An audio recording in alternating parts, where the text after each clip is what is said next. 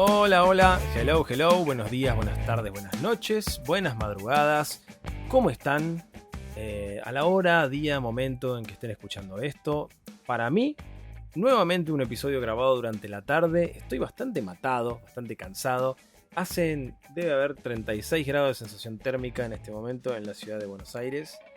Está un poco todo locutado. Estoy con el aire acondicionado aplastado por el calor.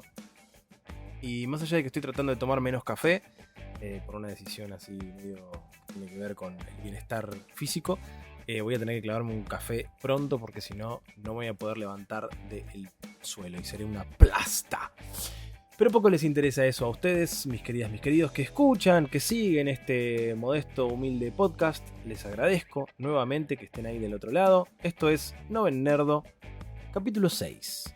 Y hoy vamos a hablar de los dibujitos chinos. Pero no solamente de los dibujitos chinos como quien dice, cuando descubrí la primera vez que vi, porque de hecho yo lo dije, la primera vez que vi anunciado Caballeros del Zodíaco en el Magic, vi el tráiler y dije, estos dibujitos chinos nuevos, ¿qué me van a dar? Bueno, en fin. La realidad es que voy a hablar más de la parte de mi profesión, si se quiere, como dibujante de dibujitos chinos. Porque a mí toda la vida, como yo ya conté antes, siempre mi métier, mi don de origen era el dibujo. Desde chiquitito no paraba de dibujar y lo hacía muy bien, con lo cual mis viejos siempre medio que decían, este pibe va a seguir por este lado. Por supuesto, en los colegios donde me tocaba ir, me encantaba la materia de arte, pero ¿qué pasa? Se despertó ya un patrón desde pequeño que se iba a repetir a lo largo de los años, que era que yo quería dibujar lo que yo quería dibujar. No me interesaba que me enseñaran perspectiva o que me enseñaran círculo cromático o lo que fuera. Yo quería sentarme y aprender a dibujar lo que veía en la tele. Yo quería hacer esos dibujos, cosas parecidas a lo que veía. Y realmente durante muchísimo tiempo fue medio un tabú. Y yo creo que no me convertí en dibujante profesional durante mucho tiempo. Hoy podría decir que lo soy, porque de hecho tengo un par de libros de historieta publicados, pero no me convertí en dibujante profesional, creo yo, por la cantidad de tabúes y de frenos y de retos por parte de distintos profesores y profesoras de dibujo o de arte. Porque ¿qué pasaba? Muchas veces te decían, pero vos tenés que encontrar un estilo propio. El estilo japonés lo hacen los japoneses. Vos no podés dibujar de esa manera, vos tenés que encontrar tu estilo. Más allá de lo bien intencionado que era esto y de que entiendo por dónde querían ir, había una ignorancia muy grande en cuanto a que, primero, que ese estilo de dibujo estaba explotando por todo el mundo y que pronto íbamos a ver ese estilo reflejado en 1.000.000 de autores y autoras. Y por otro lado también en por qué me tenés que condicionar siendo chiquito a no dibujar lo que a mí se me cante. Porque yo entiendo que te quieran enseñar anatomía, narrativa, si querés historieta, aprender a la diagramación de los cuadros, todo eso por supuesto que importa. Pero siento que no di en el clavo, no tuve la suerte de encontrar profesores o profesoras que realmente supieran entender qué era lo que buscaba yo, qué era lo que necesitaba yo. Y muchos compañeros, porque me parece que esto sí afectó a muchos que iniciamos nuestra carrera dibujística en ese momento, de agarrar y decir, ok, si a estos pibes les gusta el anime y el manga, voy a trabajar con anime y manga, analizando manga, analizando anime, haciendo nuestros propios manga. Y sí, por ahí yo durante un tiempo iba a dibujar al estilo de Dragon Ball, hasta que un día me iba a dar cuenta de que el estilo de Dragon Ball era de Akira Toriyama y yo no tenía que replicarlo, por supuesto. De hecho, uno de mis más recordados maestros fue un pibe que era el hijo de una amiga de mi vieja, que me dio, yo no quiero mentir, pero yo creo recordar que me dio una sola clase. Un chico que ya venía creciendo en su trabajo como dibujante, ya estaba empezando a trabajar en distintos estudios de animación acá en Argentina. Yo era pibito, yo tendría 11 años. Y vino un día y me dijo, está bueno lo que haces, ¿por qué no probás buscar un estilo que pueda ser así de anime, pero diferente, como para jugar? Y me hizo jugar y me hizo probar otro estilo, y a partir de ahí yo empecé a dibujar algo totalmente en estilo japonés, totalmente estilo manga, influenciado por ese estilo, pero mucho más mío. Y empecé a encontrar y empecé a despertar un lado mío del dibujo de más disfrute, porque ya no veía que estaba copiando, sino que estaba creando. Sí, se parecía al estilo manga. Y yo durante mucho tiempo creí que eso era un problema y creí que eso me iba a cerrar puertas. Y por supuesto, yo no tenía ni la edad ni la visión para decir, no, esto es lo que se viene. Como discusión para otro episodio tal vez, muchos de nosotros no vimos que todo lo que nos gustaba cuando fuéramos grandes iba a ser lo que moviera la industria del entretenimiento, ¿no? En aquel momento que te gustaran los cómics, el manga y todo eso era completamente inhabilitante. Eras un nerd, eras un geek, eras un noven nerdo básicamente. Hoy por hoy es lo que más millones mueve en la industria del entretenimiento. Así que luché bastante con el tema de desarrollar un estilo propio, de estar conforme con lo que hacía. Me acuerdo que yo inventaba muchas historias, muchas. Y no dominaba todavía tal vez el programas de la compu de escritura, entonces no tengo mucho material de aquel momento. Pero sí hubo una historia que fue una de las primeras con las cuales me copé, que se me había ocurrido, que era la historia básicamente de un pibe que le mataban al papá de chico, entonces crecía y se quería vengar, bueno, en fin. Y lo que se me ocurrió fue comprar un cuaderno Rivadavia, famoso cuaderno Rivadavia de hojas lisas, tapa amarilla huevo, tapa dura. Entonces dije, bueno, voy a hacer el cómic de este fulano. Y dentro de ese cuaderno yo trazaba los cuadritos de la historieta en tinta y después dibujaba dentro en lápiz, y así quedaba en lápiz. Y me acuerdo que al iniciar esa historia yo tenía un estilo muy influenciado por Dragon Ball. Dibujaba tratando de imitar los trazos de Akira Toriyama. Y a la mitad de ese libro, que lo fui haciendo durante bastante tiempo, a la mitad de ese libro fue que conocí a este chico, que me cambió bastante mi manera de ilustrar. Por lo cual dentro de ese mismo cuaderno había de repente un cambio rotundo en cuanto al estilo de dibujo, ¿no? Sobre todo en los rostros. La parte de los cuerpos y eso se mantuvo bastante.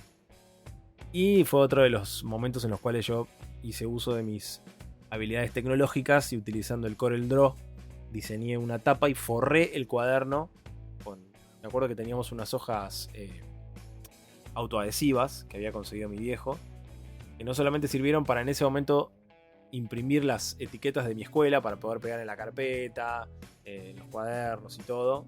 La famosa etiqueta de este cuaderno pertenece a colegio A, turno tal, curso tal. Imprimí la tapa y contratapa de la historia y a color, full color, y forré el cuaderno. Y yo con ese cuaderno a todos lados. Mucho más adelante, ya grandote y estudiando animación, me enteré de que eso tenía un nombre, que eso podía llamarse sketchbook. Un sketchbook es básicamente algo que todo dibujante, todo artista gráfico debe llevar consigo. Siempre tenés que tener un cuadernito y algo para dibujar, porque nunca sabes cuándo te van a llegar las ideas.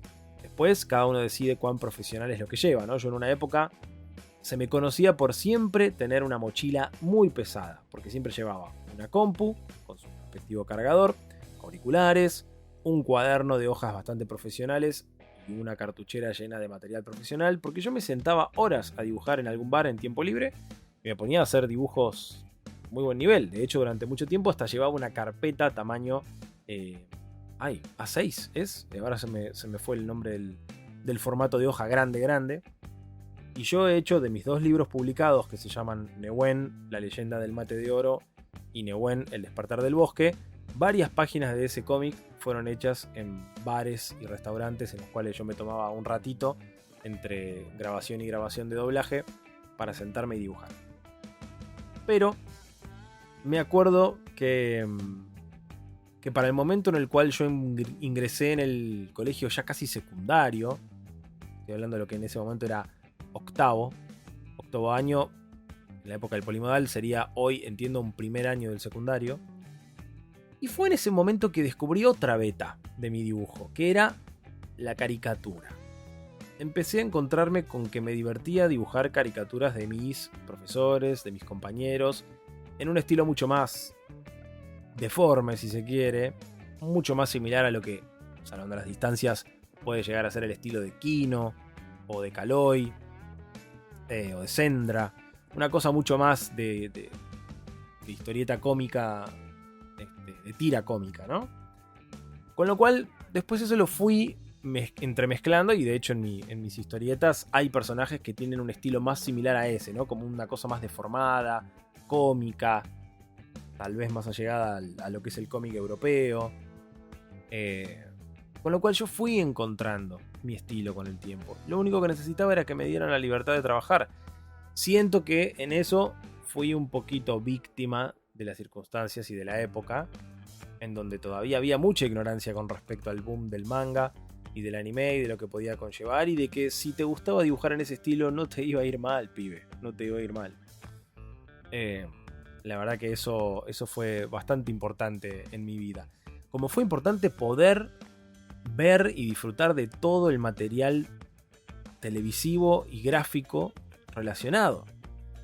Lo que ya he contado en capítulos como el de kioscos de revistas o el de los muñequitos. A mí me fascinaba estar constantemente viendo material que me influenciaba y me inspiraba completamente para ponerme a dibujar. Todo el tiempo. La verdad que ir a comiquerías, que en esa época, acá por zona norte, había una que se llamaba Comic Center, en Avenida del Libertador, ahí en Martínez. Que era un sucucho muy chiquitito y que prácticamente lo único que tenían era cómic americano. Había poco manga. Pero me acuerdo cuando el mismo amigo que alguna vez les conté que había descubierto los videojuegos de Pokémon, me dijo: tengo una casa de cómics ahí cerca de mi casa. Claro, íbamos ahí, era una locura. No podíamos comprar absolutamente nada. Me acuerdo estar particularmente fascinado por las tapas de los cómics de Spawn. Tremendas. Pero, como ya también conté en otro momento, mi vieja vivía trabajando en el centro, el microcentro porteño, con lo cual yo viajaba mucho, y en esa época, a mi edad, 10, 11 años, yo podía irme a caminar solo por la calle Florida y no pasaba nada. Y en calle Florida había muchas casas de cómics, de algunas no voy a recordar el nombre, pero sí me acuerdo del Club del Cómic, que era donde yo más iba, donde encontré por primera vez tomos de la edición roja, blanca o amarilla de la edición española de Dragon Ball. Tremendos, los tengo todavía acá, por supuesto, los atesoro. Donde encontré mucho material para mirar. Por supuesto que comprar estaba casi descartado, pero yo miraba y no lo podía creer, todo lo que veía. Una locura absoluta. Y no recuerdo quién fue que una vez me dijo: ¿pero fuiste a Camelot? Y dije: ¿Camelot? ¿Qué es Camelot? Y me contaron de una comiquería mítica que quedaba en Avenida Corrientes, casi esquina Uruguay. Ese sí que era un sucucho absoluto, ínfimo, pero que tenían de todo, pues su dueño, Gerardo, traía cosas de Japón constantemente. Y me acuerdo de haber ido por primera vez con mi vieja y quedar absolutamente fascinado. No podías entrar de la cantidad de gente que había. Siempre la gente que atendía era gente muy particular, muy extraña. Me acuerdo que te contaban cosas, siempre te tiraban data. Y vos no sabías qué llevarte, porque era impresionante. Siempre tenías una tele con algún VHS puesto, con lo cual veías algo que no conocías ahí reproduciéndose y la flasheabas. Por otro lado, veías libros de toda índole. No. Era un paraíso y era el infierno al mismo tiempo. Porque uno con 11, 12 años no sabías qué hacer en esa época. Pero ahí me acuerdo que compré libros como Cómo dibujar manga. Libros que hoy tal vez digo eran un poquito una estafa, pero bueno, eran de edición española. Algún dibujante ibérico que había visto la beta y había hecho un libro con supuestamente indicaciones para dibujar manga. Me sirvió para varias cosas, para explorar, principalmente para eso, gente. Todo lo que les guste hacer, no tengan miedo de explorar, de probar distintas cosas, de gastarse alguna vez algún dinero en algo que a la larga por ahí no es tan útil, pero que por ahí una página de ese libro, que como en mi caso, una cosita me inspiró o me sirvió para hacer algo y listo. Ya con eso basta, ya con eso es suficiente. Cantidad de cosas que flasheaba, y además fue lindo porque mi mamá tomó nota de ese lugar Y no voy a olvidar jamás cuando, para Navidad creo yo que fue, mis viejos me regalaron un VHS con una de las películas de Dragon Ball Z. La última, de hecho. El Puño del Dragón, o más conocida por la peli de Tapión. Uf.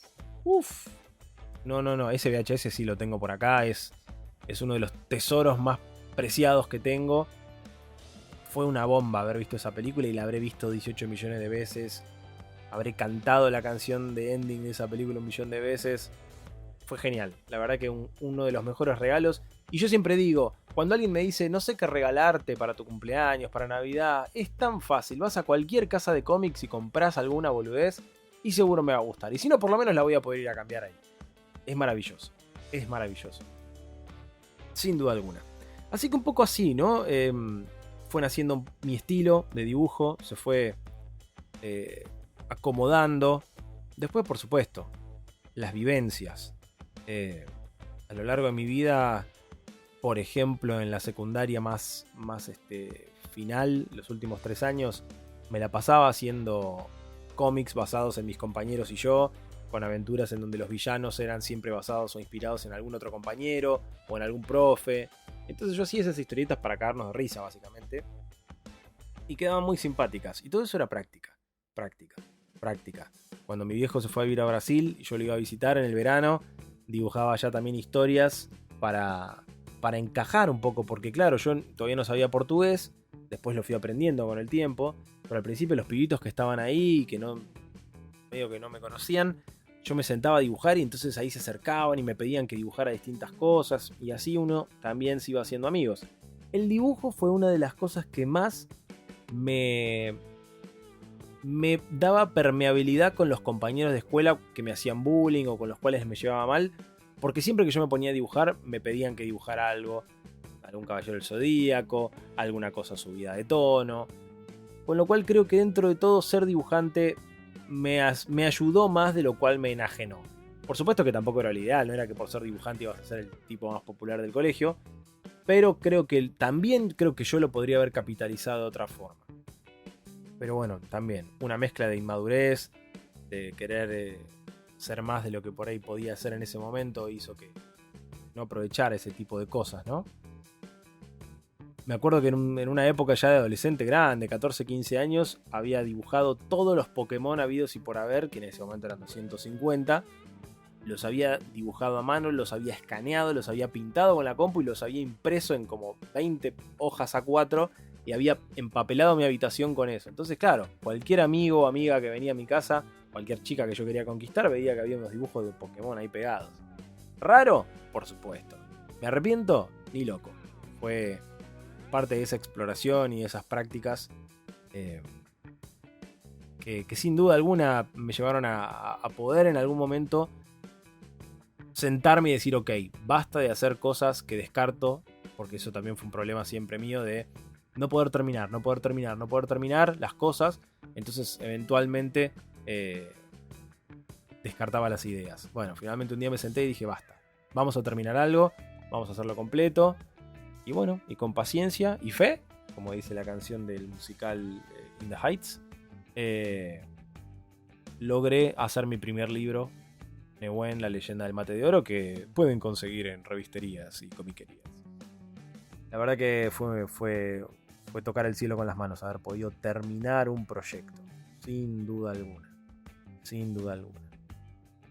Y bueno, gente, más allá de agradecerles por haberme acompañado hasta acá, también les quiero anunciar que este va a ser una especie de fin de temporada.